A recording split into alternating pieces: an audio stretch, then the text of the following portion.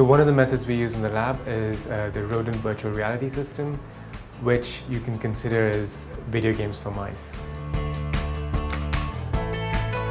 So the mice kind of are in this immersive environment, so it's like a fully immersive 360 kind of environment, and the mice can walk on this wheel to kind of go through the different parts of the environment. As you move around, the virtual reality is updating the scene based on movements, and so when an animal is doing this, we can look at how the brain is functioning and observe activity in the brain. So the virtual reality has this advantage that we can actually study both vision and navigation in the same system. So one of the limitations in the past has been that when you study vision, you kind of want to have the head in a fixed place so you can actually know what the animal is looking at, or even what a human subject is looking at, while navigation research is done moving around. And it's been really hard to bring these two fields of research together.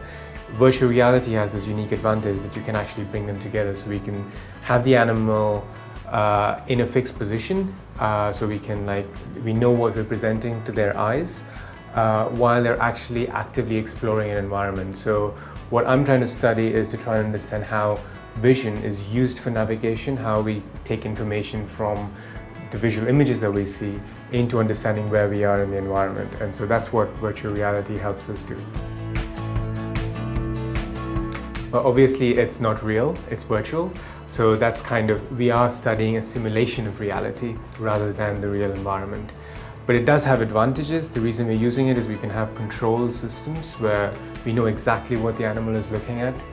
On the other hand, it reduces the ability of the animal to have a multi-sensory experience. So even in video games, if you're just looking at the screen, you don't get much. So now you get like vibration feedback from your controls and so on. So it's kind of like we lose a part of the immersive experience with the virtual reality system.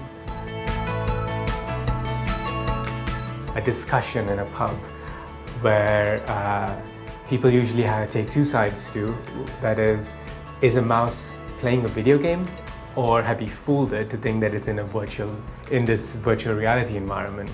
And people take on both sides because it's quite immersive. Like, as you see, it surrounds you all around, and when we're in some of the virtual reality environments, they are quite immersive as well.